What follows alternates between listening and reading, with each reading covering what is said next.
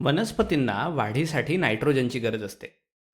तर तुम्ही विचार केला का, की ते आपल्यासारखे मग ऑक्सिजनसारखा नायट्रोजन श्वासामधून का घेत नाहीत? आपल्या आजूबाजूच्या हवेत तर मुख्यत्वे नायट्रोजनच असतो. अचूक सांगायचं तर 78% नायट्रोजन असतो. हे प्रमाण खूप जास्त आहे, बरोबर ना? होय, हे खूप जास्त आहे. मग जर हवेत इतका नायट्रोजन आहे, तर शेतकऱ्यांना जमिनीत खतं घालण्याची का गरज पडते? शेवटी खतांमध्येही नायट्रोजनच असतो. मग खत घालण्याचा खटाटोप का करायचा? तर खरी गोम इथेच आहे. वनस्पती हवेतील नायट्रोजन थेट वापरू शकत नाहीत. वनस्पतींना माहिती असतं की त्यांच्या आजूबाजूला भरपूर नायट्रोजन आहे, पण हवेत तो ज्या रूपात असतो त्या रूपात वनस्पती तो वापरू शकत नाहीत. मग वनस्पती काय करतात? ज्या वनस्पतींची काळजी शेतकरी घेत नाहीत, त्या काय करतात? त्या काय सोडून देतात आणि मरून जातात? नाही. सुदैवाने निसर्गाकडे या समस्येवर एक हुशार उपाय दिलेला आहे आणि आज आपण नेमका तोच उपाय समजून घेणार आहोत. वनस्पतींना आवश्यक असलेला नायट्रोजन मिळवण्यासाठी एक विशेष प्रक्रिया असते, ज्याला नायट्रोजनचं स्थिरीकरण म्हणतात.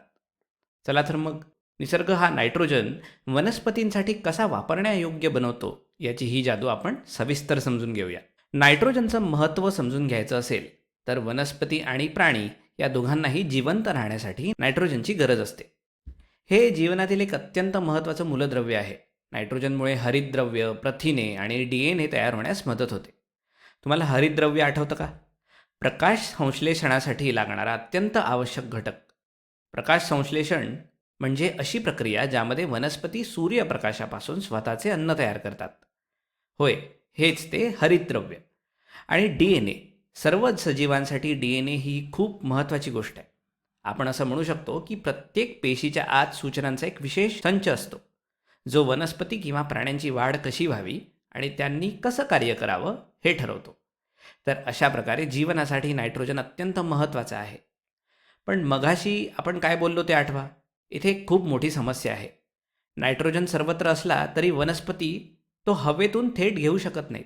त्यामुळे निसर्गाने या नायट्रोजनच्या समस्येवर एक अतिशय छान उपाय शोधलेला आहे आणि त्याचं रहस्य रायझोबियम नावाच्या या एका छोट्याशा पण शक्तिशाली जीवाणूंमध्ये दडलेला आहे.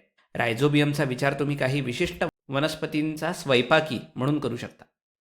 पण थांबा, सर्वच वनस्पतींना हा स्वयंपाकी मिळत नाही. फक्त मटार आणि सोयाबीनसारख्या शिंबावर्गीय वनस्पतींना हा विशेष अधिकार मिळालेला असतो. तुम्ही मला विचाराल, असं का? तर या विशिष्ट वनस्पतींनाच रायझोबियमची साथ का मिळते हे तुम्ही पुढच्या इयत्तांमध्ये शिकाल. या वनस्पतींच्या मुळांमध्ये छोटी छोटी विशेष घरं असतात, ज्यांना आपण मुळांवरील गाठी असं म्हणतो. तुम्हाला त्या दिसत आहेत का? मुळांवर असलेले ते छोटे छोटे फुगवटे. हे बघा इथे. त्याच या मुळांवरील गाठी आहेत. आणि तुम्हाला माहिती आहे का, या मुळांवरील गाठी तयार करण्यात प्रत्यक्ष रायझोबियम मदत करत असतो. जणू काही हे जीवाणू वनस्पतींच्या मुळांमध्ये स्वतःचे घर बांधत आहेत. आणि इथूनच खऱ्या अर्थाने रंजक गोष्ट सुरू होते. मी म्हटल्याप्रमाणे रायझोबियम हा वनस्पतीसाठी एका खाजगी स्वयंपाक्यासारखा काम करतो. तो हवेतील नायट्रोजन घेतो, म्हणजे तोच निरुपयोगी नायट्रोजन जो हवेत नुसताच फिरत असतो, आणि त्यावर आपली जादू चालवतो. किंवा असं म्हणूया की एका रासायनिक प्रक्रियेद्वारे त्याचे NH3 मध्ये म्हणजेच अमोनिया नावाच्या संयुगात रूपांतर करतो. आता रायझोबियम असे का करतो? हा अमोनिया इतका महत्त्वाचा का आहे? तर या संयुगामध्ये नायट्रोजन वापरण्यायोग्य रूपात असतं. सोप्या शब्दात सांगायचं तर रायझोबियम हवेतील नायट्रोजन खुला करतो आणि त्याचे अशा गोष्टीत रूपांतर करतो जी वनस्पती खऱ्या अर्थाने शोषून घेऊ शकतात आणि वाढीसाठी वापरू शकतात. आणि यातील सर्वात उत्तम भाग कोणता आहे माहिती आहे का? या सर्व कष्टानंतर वनस्पती रायझोबियमला अन्न आणि निवारा देऊन त्याची पूर्ण काळजी घेतात.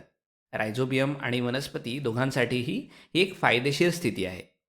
रायझोबियमला राहण्यासाठी घर मिळतं आणि वनस्पतींना आवश्यक तो नायट्रोजन मिळतो. मला तरी असं वाटतं की निसर्गाला उत्तम संघ कसा बांधायचा हे नक्कीच माहिती आहे. तुम्हाला काय वाटतं? तर रायझोबियम हा नायट्रोजन स्थिरीकरण करणारा खाजगी स्वयंपाकी असणं हा शिंबावर्गीय वनस्पतींसाठी एक विशेष अधिकार आहे. पण इतर वनस्पतींचं काय?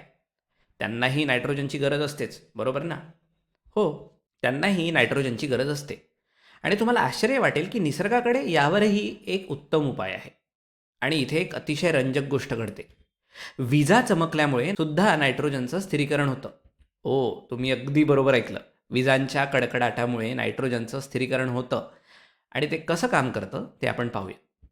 जेव्हा वीज चमकते तेव्हा त्या प्रचंड ऊर्जेमुळे नायट्रोजन आणि ऑक्सिजन एकत्र येतात आणि यातून नायट्रोजनची ऑक्सिजनयुक्त संयुग तयार होतात.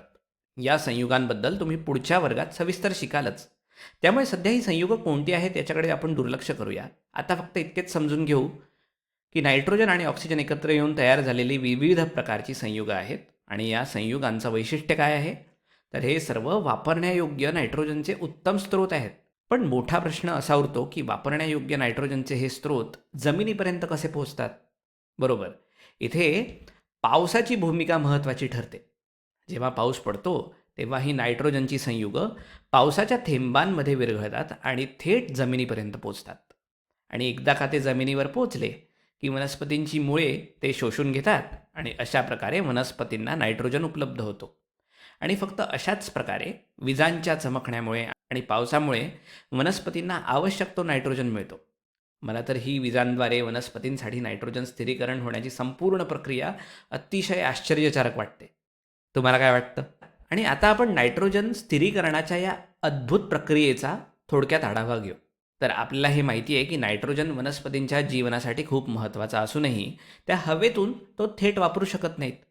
पण निसर्गाने यावर एक उपाय शोधला आहे आणि तो उपाय रायझोबियम जीवाणूंच्या रूपात येतो. आता हे छोटे रायझोबियम जीवाणू मटार आणि सोयाबीनसारख्या शिंबावर्गीय वनस्पतींच्या मुळांवरील गाठींमध्येच राहतात. त्यांचे काम काय असते? तर हवेतील निरुपयोगी नायट्रोजनचं एका अशा रूपात म्हणजेच अमोनिया नावाच्या संयुगात रूपांतर करणं, जिथे तो नायट्रोजन वापरण्यायोग्य होईल. याच प्रक्रियेला आपण नायट्रोजनचे स्थिरीकरण म्हणतो. आणि एकदा का नायट्रोजनचे स्थिरीकरण झाले की वनस्पती तो त्यांच्या मुळांद्वारे शोषून घेतात आणि त्यांची मजबूत व निरोगी वाढ होते. पण थांबा, ज्या वनस्पतींना मुळांवर गाठी नसतात त्यांचं काय? ज्या अशिंबावर्गीय वनस्पतींमध्ये रायझोबियम नसतो त्या काय करतात? तिथेच विजांची भूमिका सुरू होते. विजा खऱ्या अर्थाने पुन्हा नायट्रोजनचे स्थिरीकरण करण्यास मदत करतात.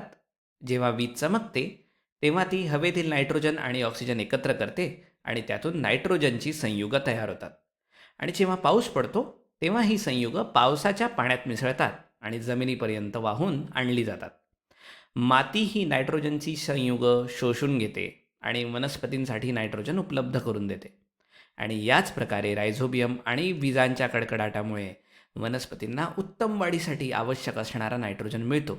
नायट्रोजनचे स्थिरीकरण रायझोबियम आणि विजांद्वारे केले जाते. निसर्ग खरोखरच खूप अद्भुत आहे, बरोबर ना?